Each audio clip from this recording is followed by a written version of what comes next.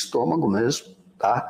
Porque você percebe que tem um antiácido, alguma coisa assim, pro estômago. Ele toma e até brinca com um fotógrafo. Ela direto a ele diz assim, olha, não é Viagra não, era um outro medicamento, não se sabe para que era o medicamento, e ele toma. Interessante, isso não é um detalhe sem importância, porque o Bolsonaro efetivamente tinha manifestado doença anteriormente.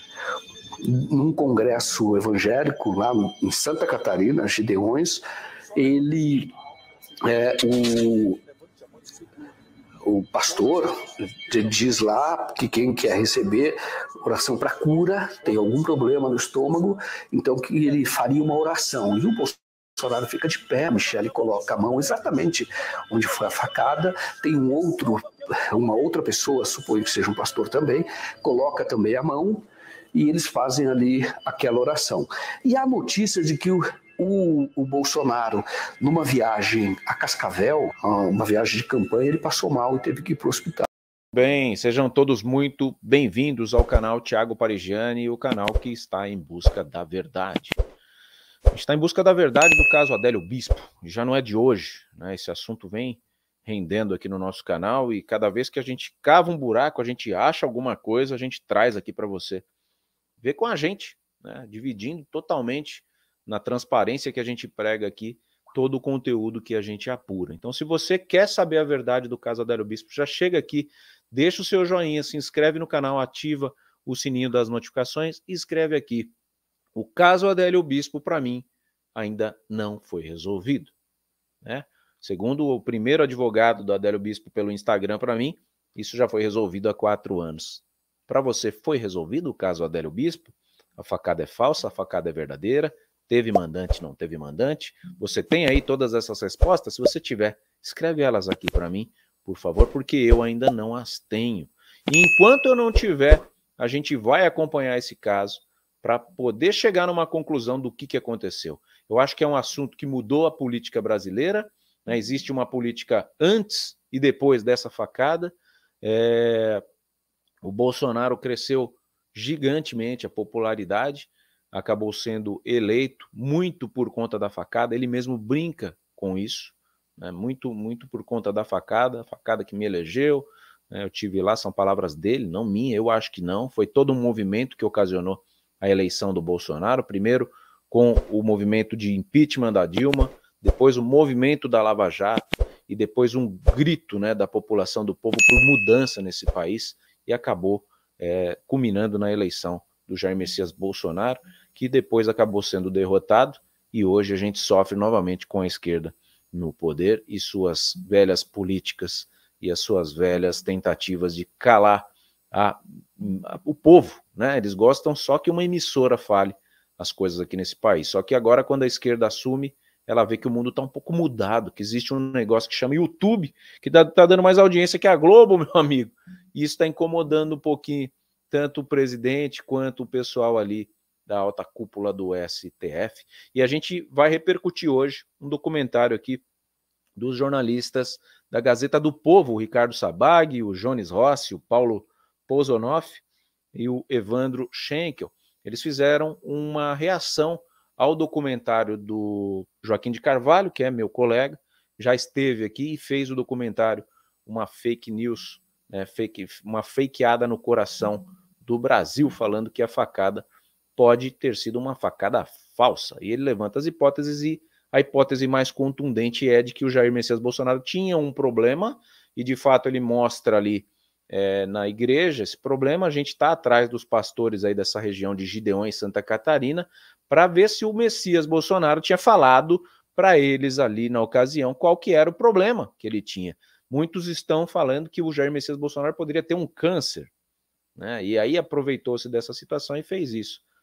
Eu não acredito muito, particularmente, minha opinião pessoal, de que alguém seria louco, né, de forjar uma facada ou de levar uma facada na barriga para tentar chegar à presidência desse país. É um nível de loucura muito grande que eu não consigo enxergar no Bolsonaro. Eu enxergo um sujeito patriota que tinha vontade de mudança e que peitou o sistema e acaba pagando muito a conta até hoje, assim como muitos, né, brasileiros que também quiseram peitar o sistema e acabaram até passando um pouco do ponto, caso do pessoal do 8 de janeiro.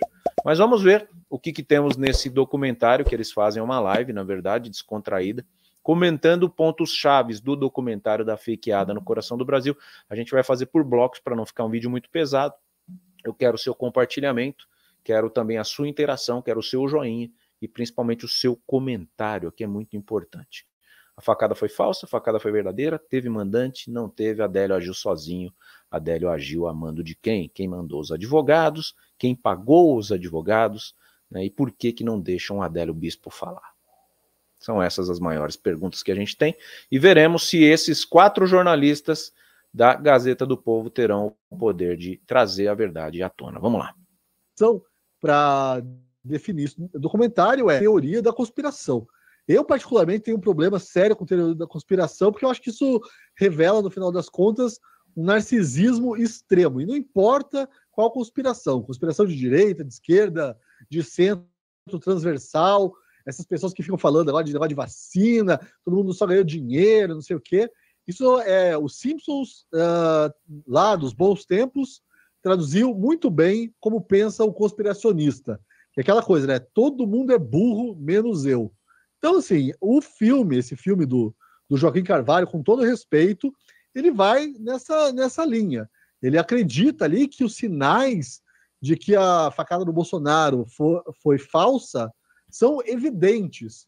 E as evidências que ele usa para isso são as coisas mais banais do mundo. É assim, o Carlos Bolsonaro não saiu do carro, isso seria um sinal. Ou então, o cara tocou no Bolsonaro quando ele estava sendo carregado lá para o hospital. Bolsonaro faz uma contagem regressiva. Exatamente. Antes de levar a facada.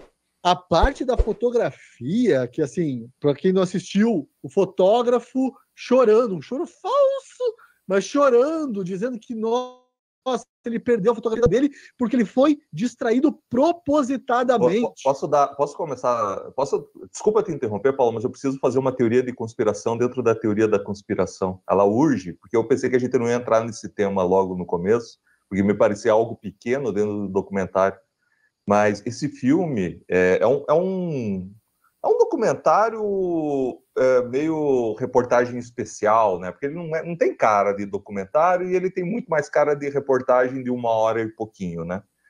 Ele foi financiado pela comunidade do Brasil 247, né? Pelo que eu entendi. Então ele conseguiu 66 mil reais para fazer esse filme. Então ele tinha uma teoria de que a história estava mal contada. Veja, a história está mal contada, até uma teoria que você pode defender plenamente, não há problema nenhum. Mas, obviamente, insinuando que seria um trabalho da direita para tentar eleger o presidente, apesar de não afirmar isso nunca. Mas a minha teoria da conspiração, dentro da teoria da conspiração, é que desses 66 mil, pelo menos uns 65 mil foi o fotógrafo, cara, que pagou. Porque ele foi o único que perdeu a foto da década estando de frente para o acontecimento. E quando você olha a imagem, você vê que ele está olhando para o outro lado e todo mundo registrando o fato. Pois é. Ele não se recuperou disso até hoje, né? Porque o cara até hoje parece estar meio perturbado. Como você vai se recuperar? Tem 20 fotógrafos no momento da facada. Você está tirando foto ali, você pega e vira. Imagina quanto dinheiro ele ia tirar, cara. Ele ia ganhar só em venda para agência internacional, tudo isso, né, cara? O cara deve ter até agora ficar rico. Ele tentando, né? O Sebastião Salgado ficou rico com a foto que ele tirou do Reagan quando o cara tentou atirar. Boa lembrança. O Sebastião Salgado ficou rico. Boa lembrança. É mesmo. Essa era uma foto, né, que tinha um potencial. Bem, tudo bem, não era o presidente dos Estados Unidos, mas. Não, e assim, continuando só esse papo de teoria da conspiração, eu acho, e eu concordo com você, não é nem exatamente um documentário, mas ele se vende assim, então é por isso também que a gente está falando sobre ele. Mas o negócio é tão. A narrativa é mal construída, assim, falando de um ponto de vista um tanto quanto literário, que até metade do filme eu fiquei em dúvida também se a teoria dele era de que a facada não aconteceu, ou se a teoria dele era de que a facada foi intencional para criar o fato político. Ele não se resolve isso. Ele não se resolve. Lá pelo final do filme, ele fala, ele cita uma frase do Bolsonaro: o soldado que vai para a guerra e tem medo de morrer é um covarde. E daí ele coloca uns memes, né, umas fotos do Bolsonaro, soldado do Brasil, tá? Essa é a prova que ele queria tomar facada. Ai, cara, enfim, segue. Enfim, é um documentário com poucas fontes, assim, primárias, né? Ele entrevista ali dois jornalistas, um jornalista e um fotógrafo. Não tem muita... Tem sempre aquela coisa assim, nossa, eu tentei falar com alguém, não consegui, isso também seria indício de alguma coisa. A agressão que ele sofre da mulher lá no portão. Fui agredido. Fui agredido, exatamente. Saiu uma cutícula da mão dele aqui. Cara. Me segura. Ela estava tentando. Porque essa mulher não quer que eu fique sabendo da verdade. Uma tiazinha lá. Ela está tentando entrar em casa, aparentemente. O cara tá barrando a passagem dela. Foi agredido, porque, cara, é uma conspiração. Quem já passou mal na rua e precisava entrar em casa rapidamente, entende, né? Entende, a mulher. Entende, assim, já tá a tartaruga, já botando a cabeça pra fora, a mulher. Dá um break pra mim. Você vê, né?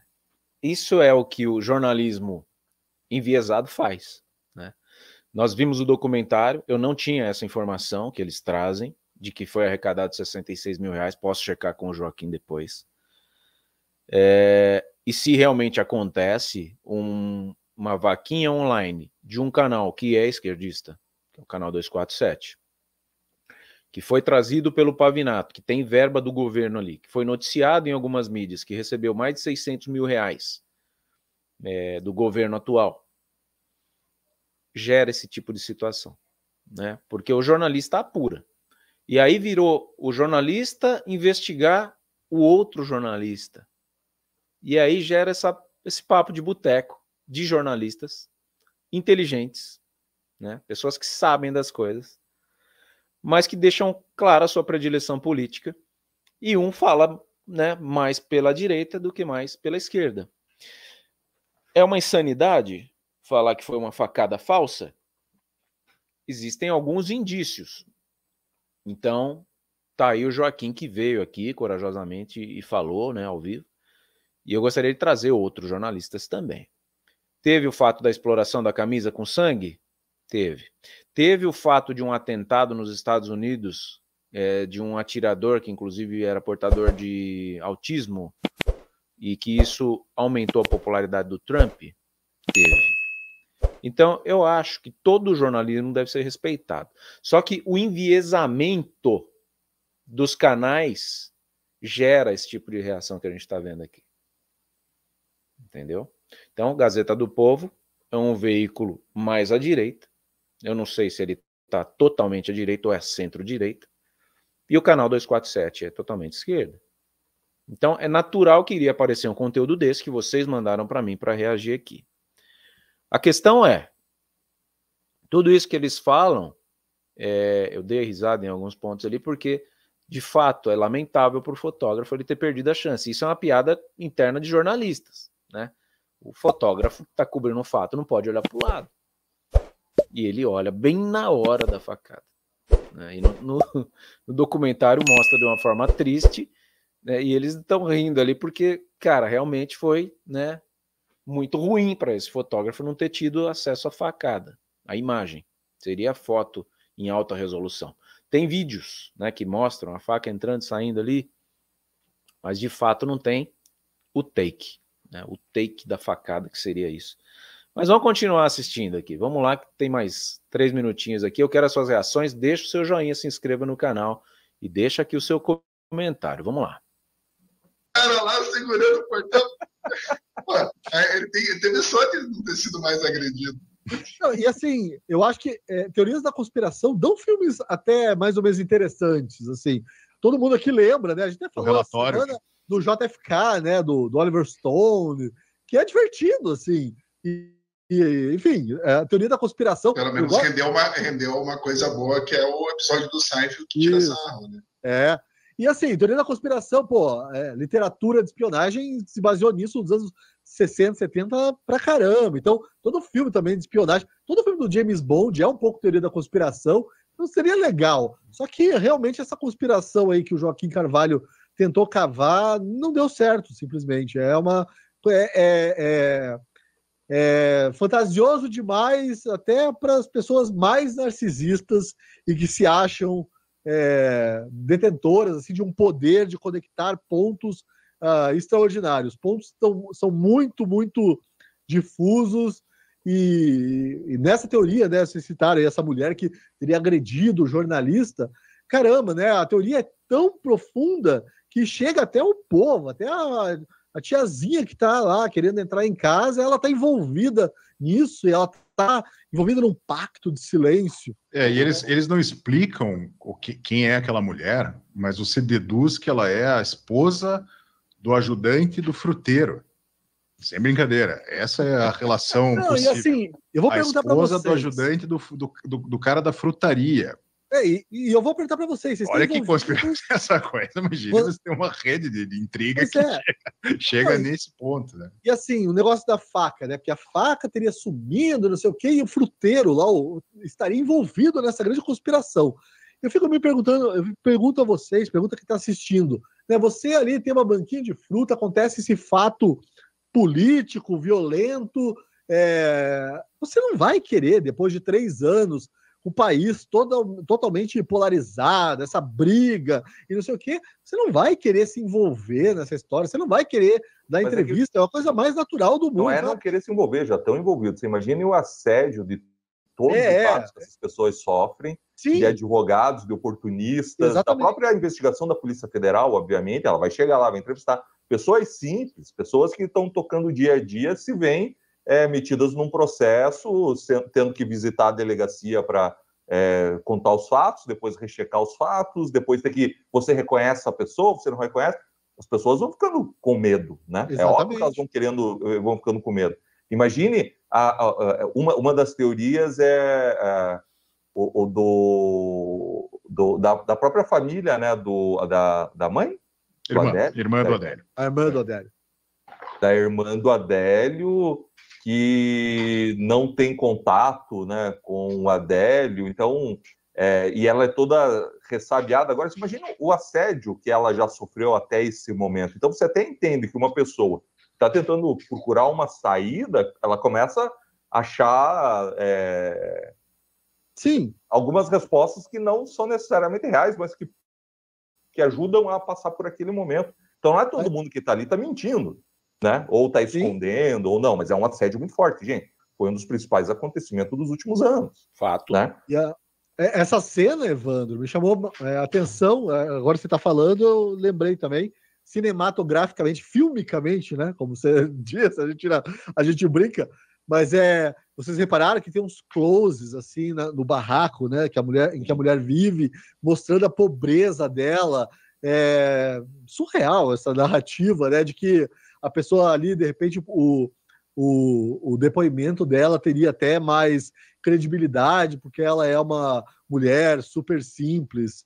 Eu fiquei meio chocado com essa parte. E a partir disso ele tenta recuperar um perfil psicológico do Adélio, né? E aí ele seria um homem bom, inteligente. Que é 99% dos casos de homicídio, né? Que são crimes passionais que você vai recuperar. Não, mas ele vinha aqui no bar todo dia, era uma pessoa dócil, adotou 5 cachorros, tem 3 filhos, é um trabalhador. Primeiro, se você entrar numa comunidade violenta, todo mundo é trabalhador, né? Não existe bandido que não seja trabalhador no fim das contas, né? E aí, vamos colocar tudo isso em perspectiva. Essas fontes que estão com medo, digamos assim, essas que a gente não consegue falar se elas estão escondendo ou não estão escondendo.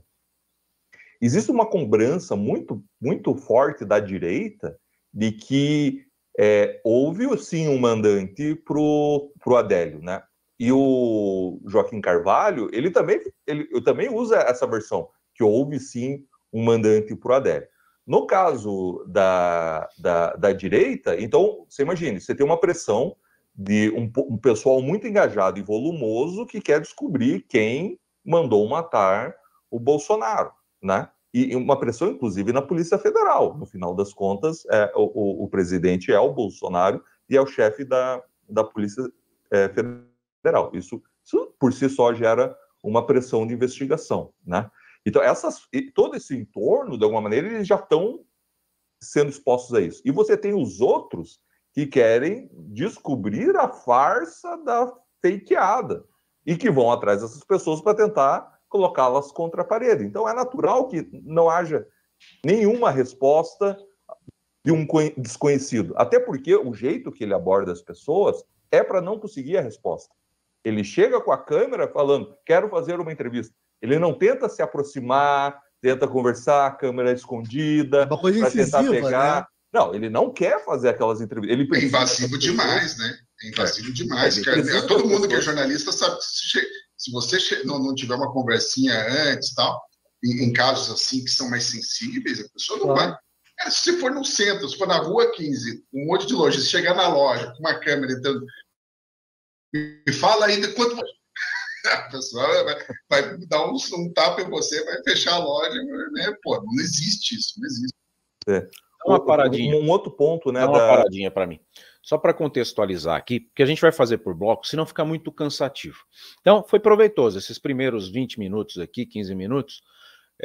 Eles questionam, né, eles estão questionando a abordagem jornalística. Eu gosto desse tipo de conteúdo, porque são os bastidores para você que não é um insider, né, não está dentro do universo jornalista, é um outsider, é um telespectador. São macetes jornalísticos que fazem toda a diferença para fabricar o material que você assiste na tela. E é por isso que eu te convido para ficar comigo até o final e assistir os outros episódios que eu vou fazer em reação a esse vídeo. O que a gente tira daqui de conteúdo, e isso é comum, tá? Falei com o Joaquim, vocês sabem do meu posicionamento político. O Joaquim tomou pedrada pra caramba de vocês aqui no chat quando veio, e tudo bem, sobre sobreviver. Foi uma atitude corajosa, ele mesmo elogiou, porque normalmente o pessoal que está comigo é direita, né? A gente sabe disso, e independente de ser bolsonarista ou não, são direita. E a direita e a esquerda quer a verdade nisso, entendeu?